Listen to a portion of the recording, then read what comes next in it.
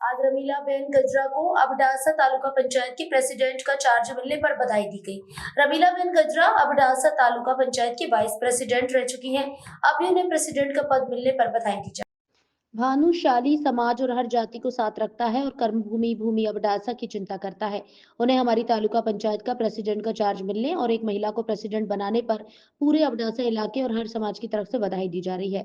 आज बैन श्री ने अबडासा के रुके हुए डेवलपमेंट के कामों को जल्द से जल्द पूरा करने और हर डिपार्टमेंट में जाकर छोटे लोगों के पेंडिंग कामों को पूरा करने का भरोसा दिया। आज नानजी भाई भानुशाली, रमेश भाई Bhanushali, Jethalal Bhanushali, taluka panchayat executive chairman Jaydev Singh Jadeja, social justice committee chairman Shivji भाई माहेश्वरी, जफर भाई नोड, एजुकेशन डिपार्टमेंट जडेजा ने बेन को सम्मानित किया और बधाई दी। साथ ही तालुका एग्जीक्यूटिव चेयरमैन जयदेव सिंह जडेजा ने रमीला बेन और नेताओं के साथ तालुका पंचायत की सभी ब्रांच और कर्मचारियों से मुलाकात की।